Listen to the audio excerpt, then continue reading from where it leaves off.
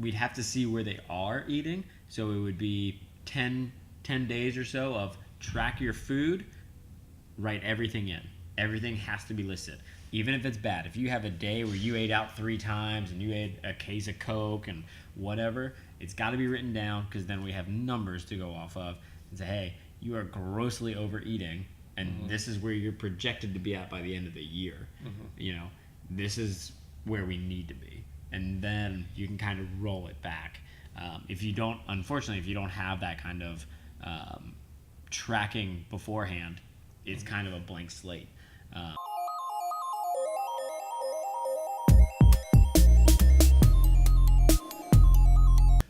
Good morning, everyone. This is Jarrett Bass with Mark McCain, and you are listening to Triumph Every Day. We discuss the journeys that shaped the lives of our guests and how it brought them to where they are today.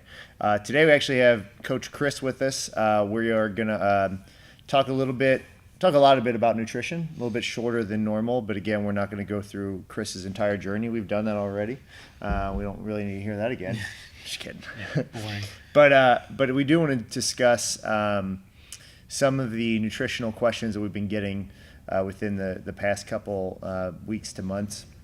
And, full disclosure, one of the things that Mark and I looked at the beginning of 2019 was kind of where we need to fill the gap, so to speak. And our biggest hole in the game was definitely nutrition.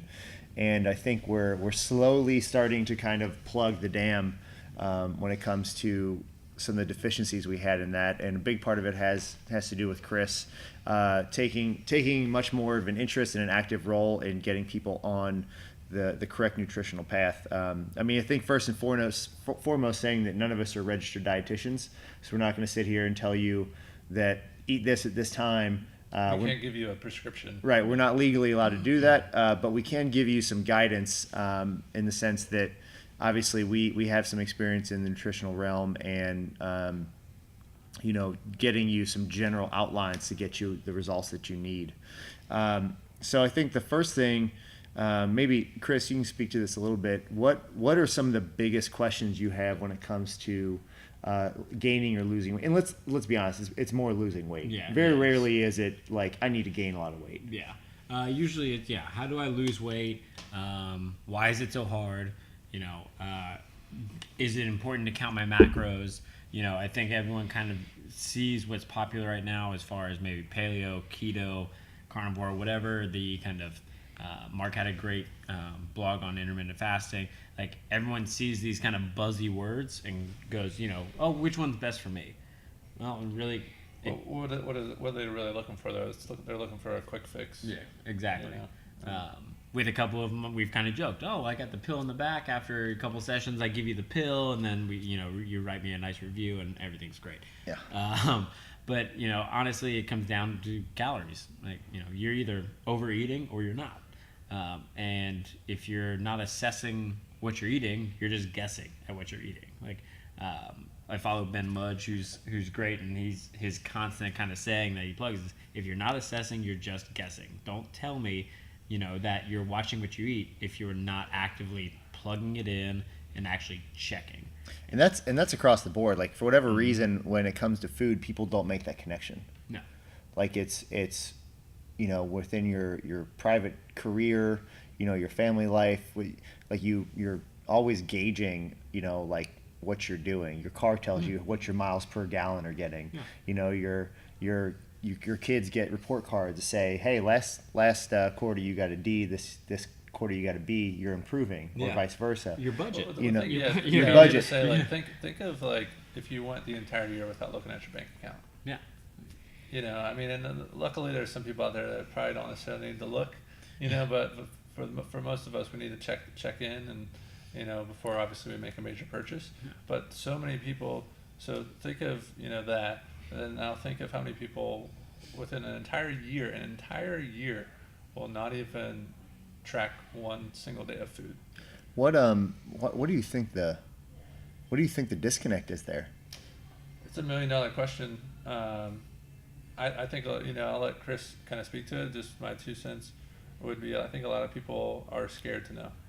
100%. I think so too. I think part of it is that, and part of it is, everyone's been told so many different things, and the best and worst part about the internet now and Instagram and social media in general is everyone can put information out. So there's so much kind of Everyone's an expert. yeah. If someone looks super fit and stands in front of a whiteboard, they must be a professional. And it's hard. It's very easy for people to manipulate statistics and studies and say that it shows something else when it really doesn't show that, especially if you don't research that.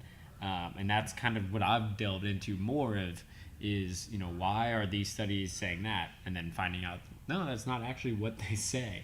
A lot of it is bad information. Part of it is that fear of like, ooh, maybe I do have to stop eating so much, or maybe I can't eat this all the time. Or this the notion that everything I put into my mouth has to be the most delicious thing I've ever eaten in my entire life. Yeah, that is unfortunately it's probably more prevalent, and again, because there's a lot of things that taste really good, and a lot of them are marketed as something that's good for you. Yeah. Fat free. Like you see, my favorite ones are like a bag of gummy worms. It literally says fat free on it. Yeah, you're right. Yeah, it's all sugar. It's all sugar. It's all one thing. Yeah. And I think, the industry is rigged, against us. Yeah, and I think part of it is too, like we've gotten into a concept, and I think for a while now it's been, well, this is good food, this is bad food. There's really no such thing.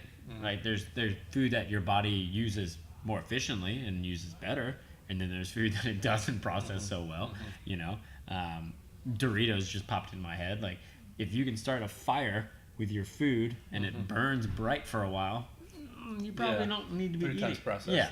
You're probably okay. Maybe let's run through a hypothetical, and we're kind of ad-libbing a lot of this stuff. And so hypothetical, we did just get this in-body scan, and we can kind of dive into that a little bit.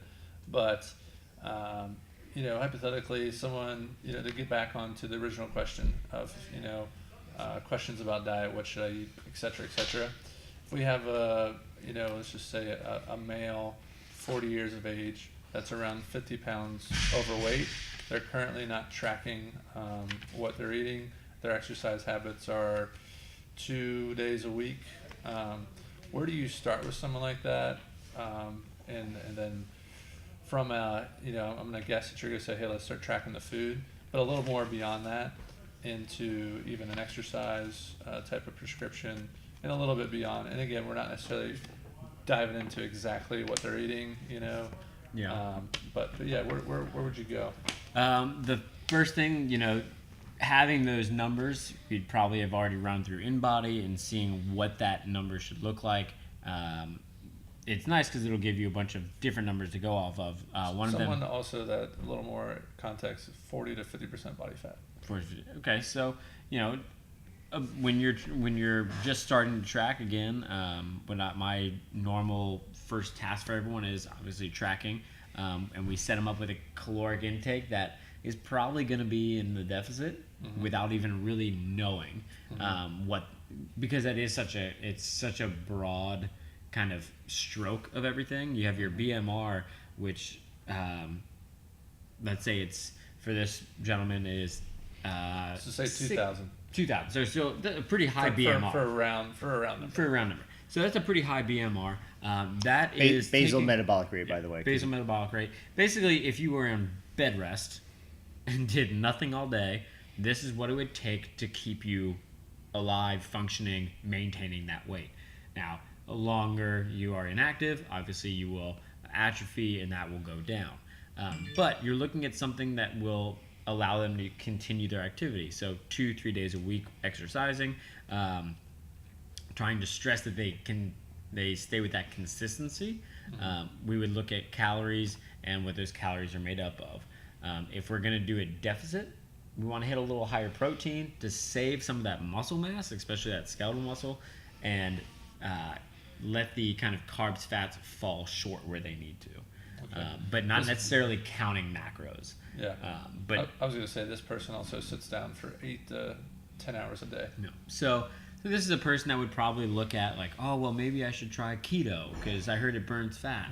And, if you feed your body more carbs, it's going to burn more carbs. If you feed your body more fat, it's going to burn more fat because that's what you're feeding it, right?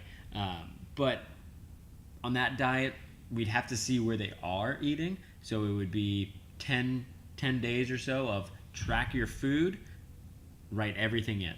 Everything has to be listed, even if it's bad. If you have a day where you ate out 3 times and you ate a case of Coke and whatever, it's got to be written down because then we have numbers to go off of and say, hey, you are grossly overeating, and this is where you're projected to be at by the end of the year. You know, this is where we need to be, and then you can kind of roll it back. If you don't, unfortunately, if you don't have that kind of tracking beforehand, it's kind of a blank slate. Because exercise only burns so much, and it depends on the person's height and size and all this. I think too, understanding that like, cool, you came in and did a CrossFit workout. Let's just say you even did Murph. What's the maximum number of calories you think you're going to burn doing Murph? Yeah. When your basal metabolic rate, just the minimum number of calories to keep you alive is somewhere between 1,800 to 2,000. Like that's such a minimal amount of calories you're going to quote burn off. Yeah, and let's say it's on the high end, 500. Yeah. That is not a whole lot of food. Like straight up, that's just not a whole lot of food. Right. That's one trip to Starbucks for a lot of people. Yeah. Yeah, I mean it really is. So I think the first step is calories. Track your calories and try to, I never kick anything out of a diet. I never tell anyone you can't eat this anymore.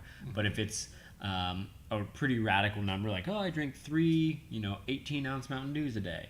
It's like, all right, let's cut that back to, Imagine if you just did one. Yeah. And it's just, it's limiting things, not eliminating How many people have we seen say, oh, wow, you look great. What'd you do? I stopped drinking soda. Yeah. Yeah. That was it, and you talk about just a can of Coke is 160 calories. If you have 5 of those in a day, that's you're coming up on half of your BMR. Yeah. And there's no such thing as 0 calorie. Like that's crazy.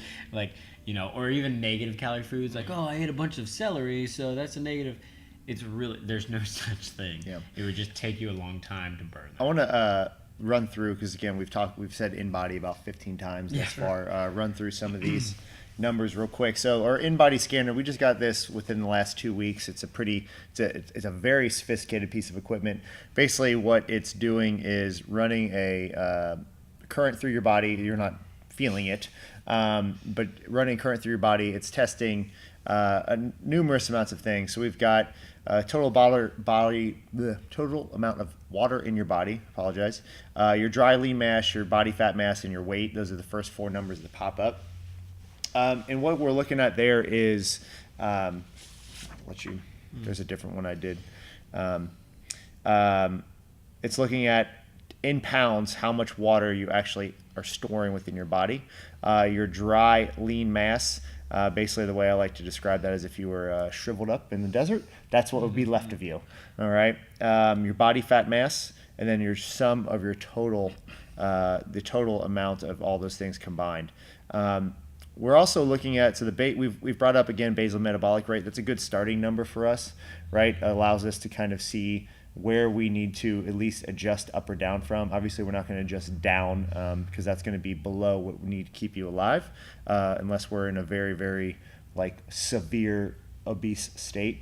But for most people, that gives us a starting point. So you're probably going to jump up, what would you say, 300 to 400 calories from there, depending on what they're doing throughout the day? Yeah, I think currently right now I'm in a pretty strict deficit on my diet, and I'm still 600 calories over my BMR. There you go. But again, being active, active. Yeah, right. It really depends on where that is. If you have someone who is 50, 60 pounds overweight and they're looking at 40+% body fat, being within a couple hundred calories is probably efficient there. And you're going to feel good for a while there before you kind of feel run down. It's probably going to be 12 weeks at that before you feel hurt. Right. Below that, it brings up our muscle fat analysis. So Chris actually has a sheet of paper that has the first one I did, and I have one that I did at a different time. Again, we'll get into timing and things like that, when you should be measuring yourself and weighing yourself and things like that. The one that Chris has was a little bit higher than I would have expected, but again, it had been right after I ate and after I worked out.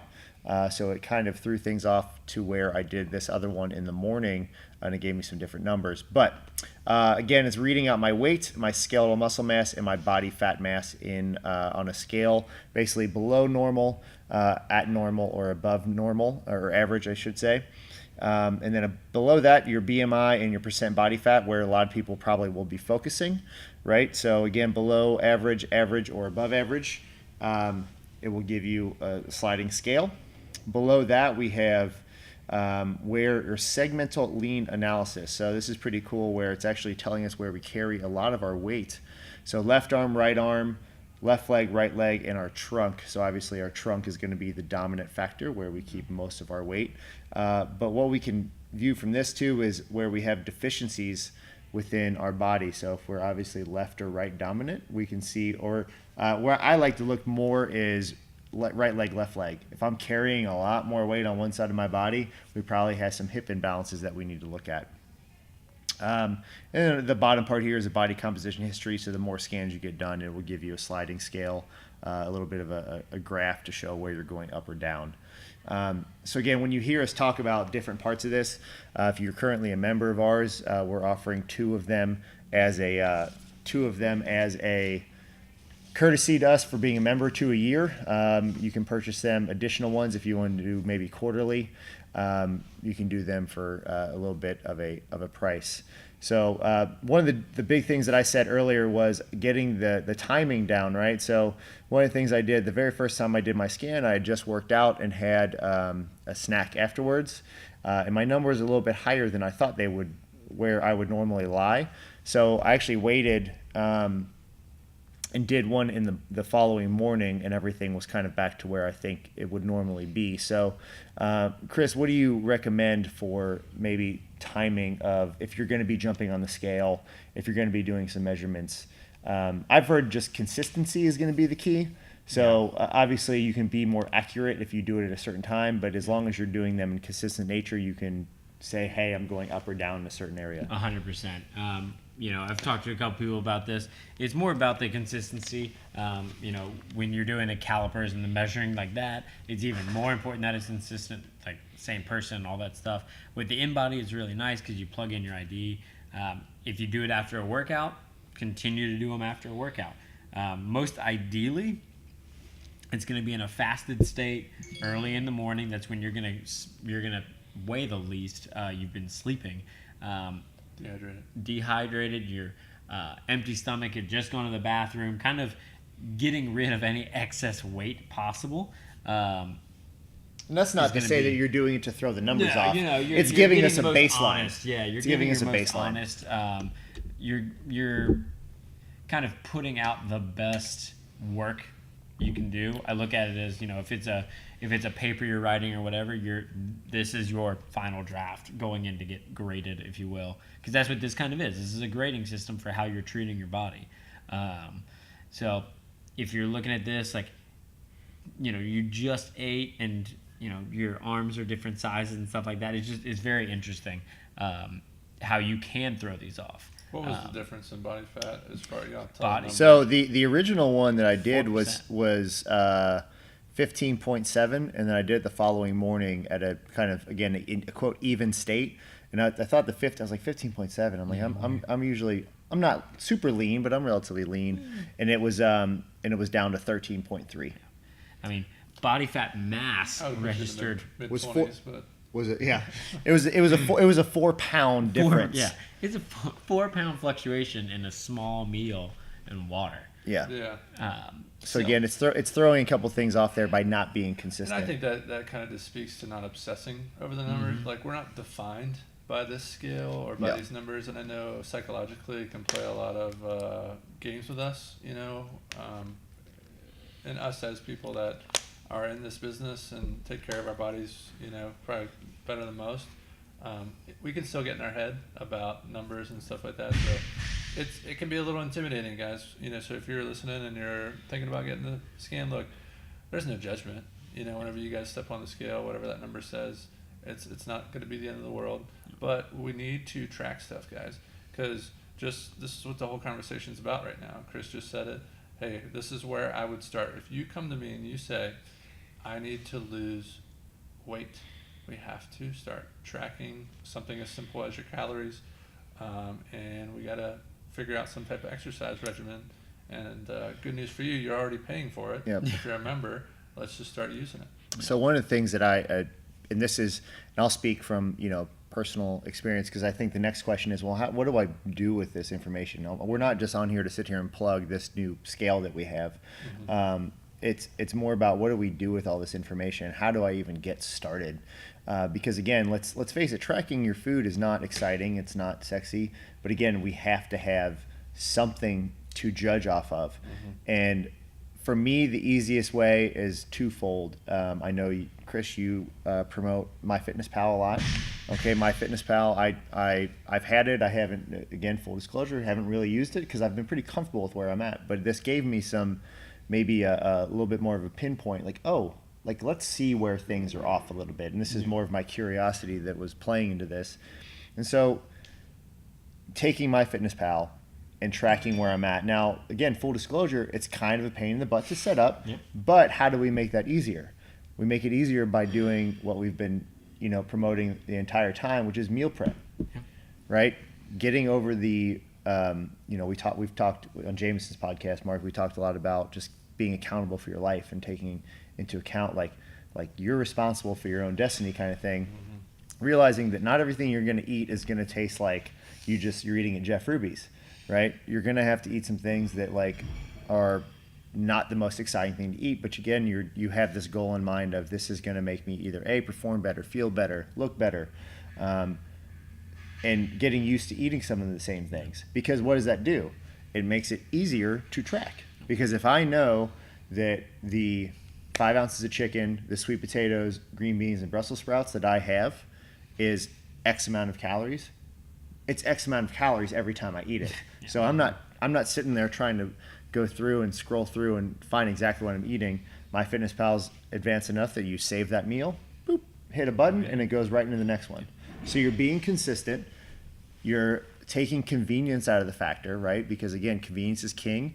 Days that I may miscalculate my time here and I only bring maybe one meal, and oh crap, I got to go over to Thornton's because I've got 5 minutes before class. What am I going to get? I'm going to get 2 Quest bars. And again, I know it's in Quest bars, but they don't make me feel fantastic, So. But you also got this database now, Jarrett, where you kind of know what 5 ounces of chicken looks like. Yeah. So if you want the Kroger's and you're like, hey, I'm going to get a piece of chicken, it doesn't have, maybe for whatever reason, it doesn't show you how much it weighs or whatever. Right. You can kind of eyeball it now. Yeah.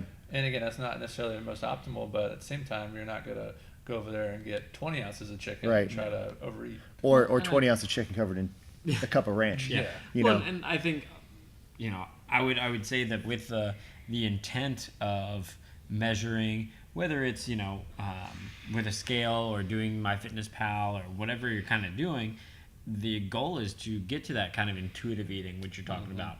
Is like, okay, I don't want to have to track MyFitnessPal forever. You don't. Yeah. It's easy enough to get the hang of that and start paying attention to your food. It's really about being present. It becomes being present in eating. How many of us, I'm guilty of it myself. I'm eating and I sit in front of the computer and look up YouTube videos, or I've got my phone out. You need to be present with what you're eating, because number one, it slows you down. You enjoy your food more, and you're generally not going to eat so much. I'd like to hear both of you guys answer this, as far as how many meals do you eat a week that make you overly full? Right. To the point where you're like, I can't move right now. Real quick before I jump into that, I want to say that you talk about buzzwords, Mediterranean diet. Mm-hmm. We've all heard that. They were talking to a nutritionist, and he was talking about the Mediterranean diet, and I don't forget how it came up, but he's basically like, it has less to do with the food that they're eating, but more to do with the fact that in the Mediterranean, they sit, talk, enjoy time together. Mm-hmm. So everyone's eating slower. Right. And it's funny because Laura and I went to dinner the other night, and right next to the place that we were eating at, there was a Mediterranean place. We went in, we had a bottle of wine, we ate, we took our time, and we went out, and those people were still sitting at the table. They had already been there before we were there, and they were there not even looking like they were remotely ready to go. Yep. And they were, you know, you could tell that they were not speaking English, like they were from Mediterranean descent. Like it was just very interesting to try and put those two and two things together, being present with the meal that you're having.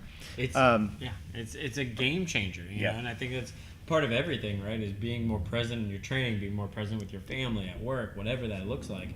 It's just, you know, Well, being aware. not to expand on that tangent, but I'll ask you the guys questions again. When you look at, you know, Disney just came out with their streaming and like all these streaming things and all the apps now. It's I forget one of the CEOs of the companies was like, we're basically competing to you know, against sleep, things like that. We're competing, or you know, who's your biggest competitor? Sleep, and what's your goal, kind of thing. It's like we're all just basically looking for a distraction to our crappy lives, you know, whatever you want to insert there. But you know, I think, and again, I don't want to go down this weird road of like mental health and stuff like that with people, and how depression and stuff like that plays into roles of people with eating and different things, because we all know that's real. But you know, this in-body scan, I don't want to overinflate it, but it absolutely could be a springboard into getting your health back.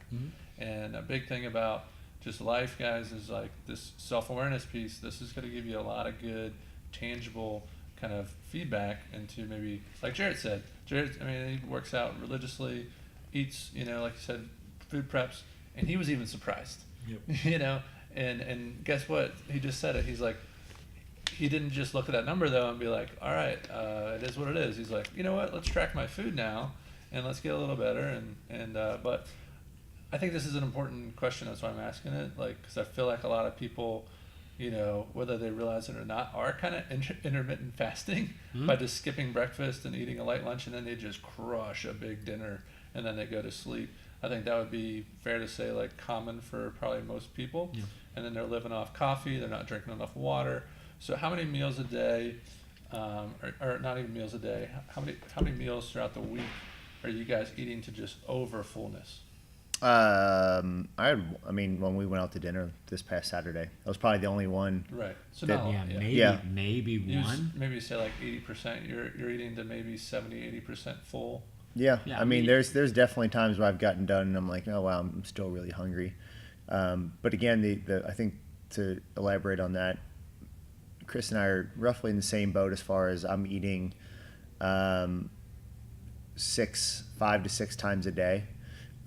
Some bigger, larger meals, some smaller meals, and then, like, again, I'm very used to eating a lot of the same stuff.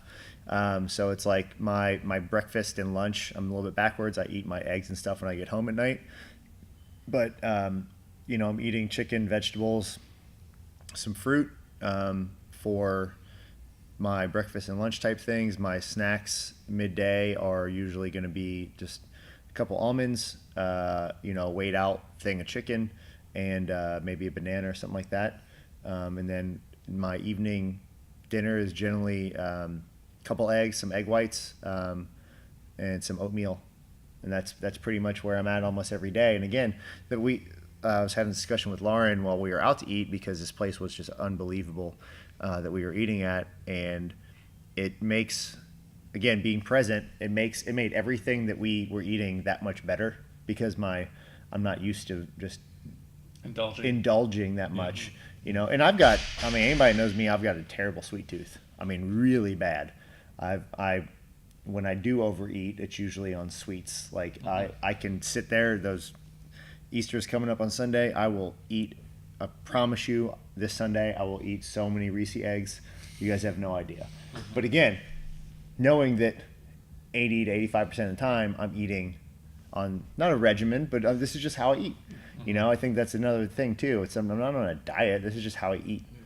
You know, knowing that, like, I feel pretty bad when I overeat, and slows performance down. How's waking up Monday morning gonna feel after that? Right, exactly. I mean, But seriously, hangovers are alcohol or food induced. Absolutely, especially that sugar. The sugar hangover is gnarly. You know, I might have one meal a week maybe that I'm like, I might have eaten a little too much. But generally it's like, and I remember I used to eat like that all the time. Like, just, I'm not going to eat for a while, so I'm going to eat as much as I can. Because that's how you get big. Like, yeah, it is how you get big. It's how you gain a lot of weight. Yeah. But, you know, I think that's the goal, right? Is you eat until you're satisfied, not until you're full. You know, I want to be able to eat and then 10 minutes later go and actually be doing something. I don't want to have to take a nap.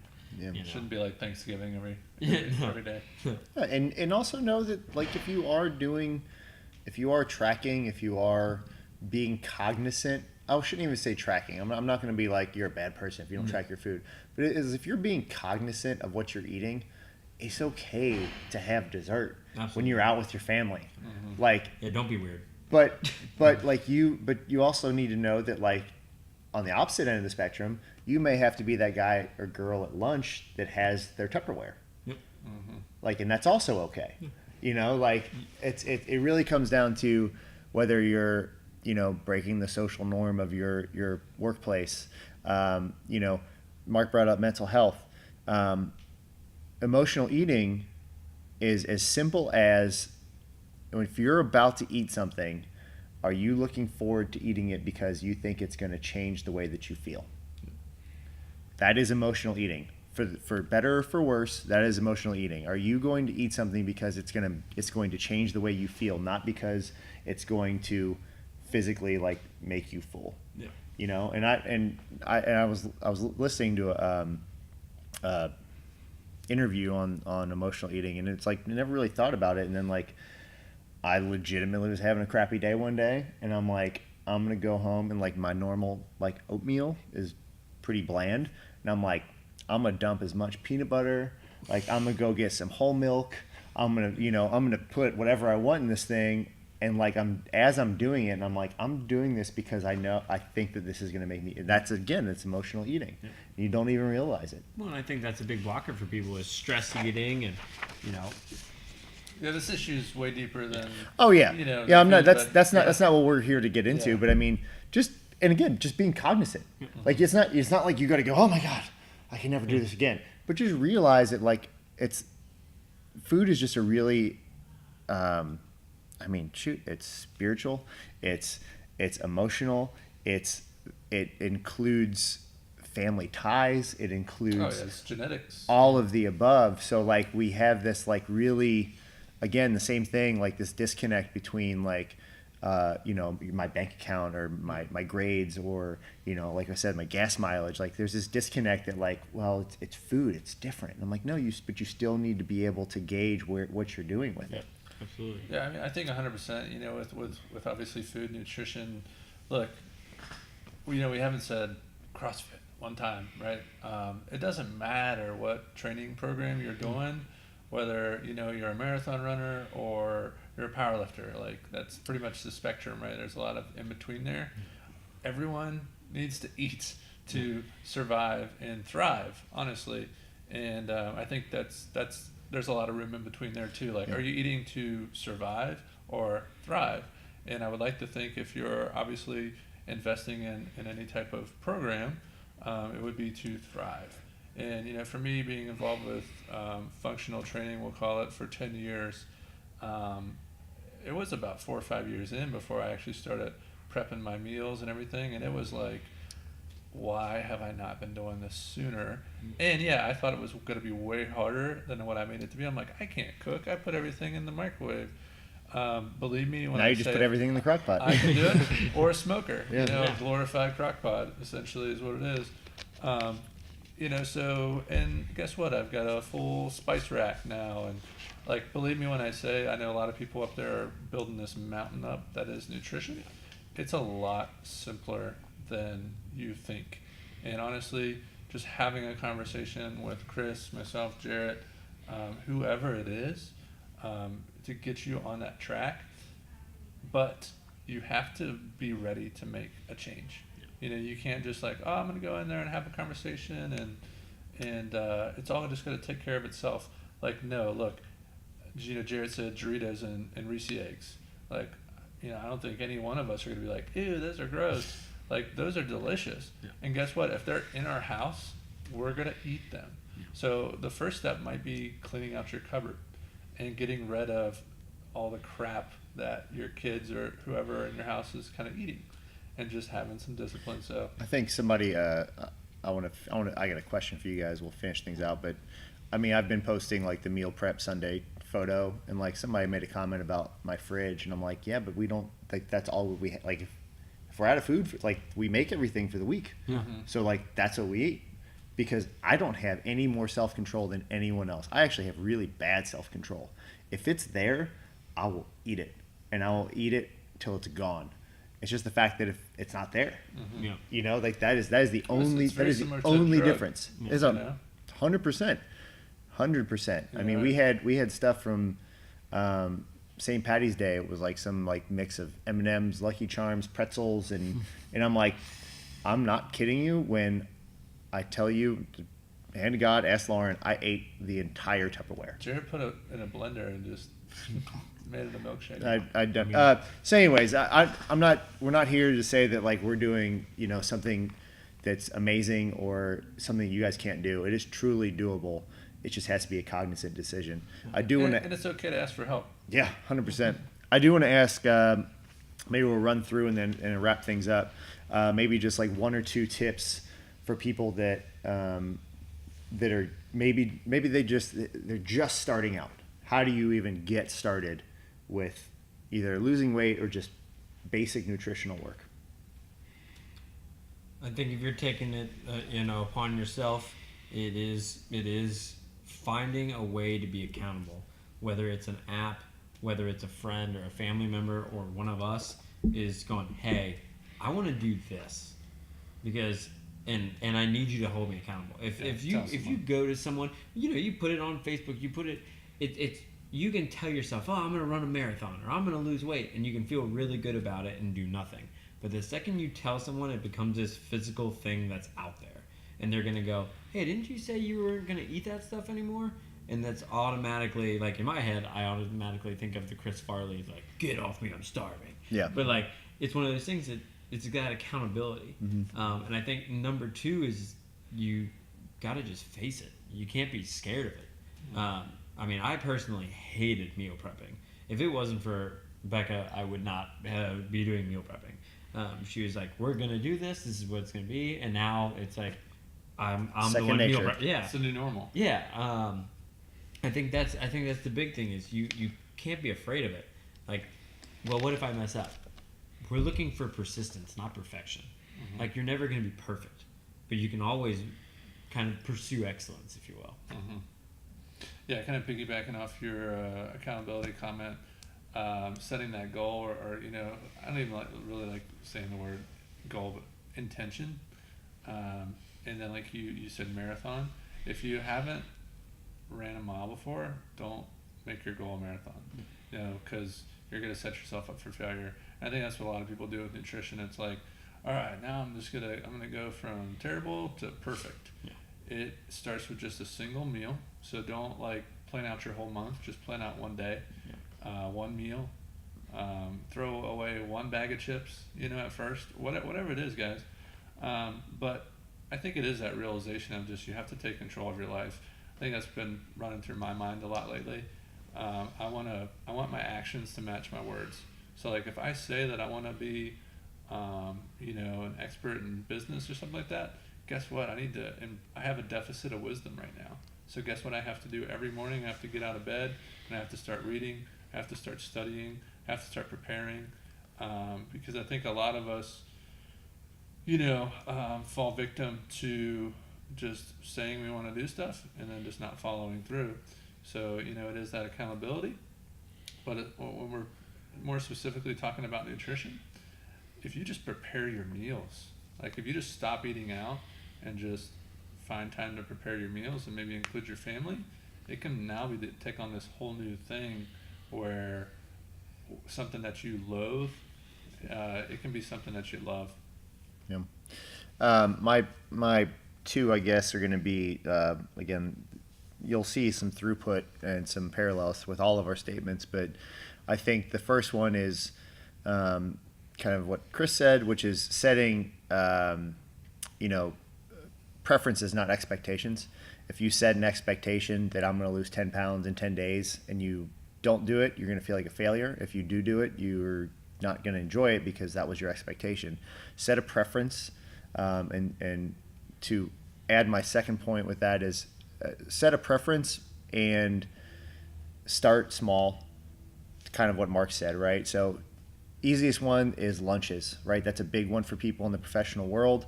You are with friends, you go out to lunch. Start with your lunch. Just make 5 lunches for the week. Make something simple that you enjoy and that you can eat, and then do that for a month to 2 months, and then move on from there.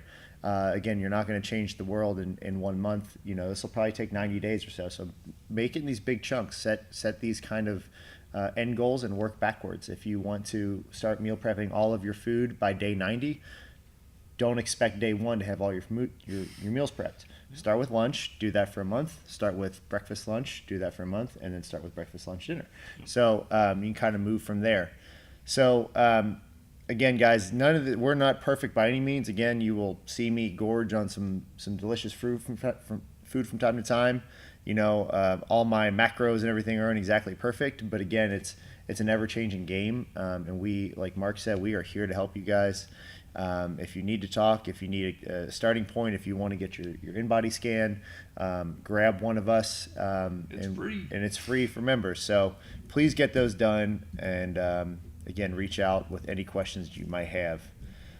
Thank you all for listening to Triumph Every Day. Make sure you subscribe on YouTube, iTunes, and everywhere your favorite podcasts are found. Find us on TriumphStrength.net, on Instagram @TriumphStrength, and Facebook at Facebook.com/TriumphStrength. Thanks, guys.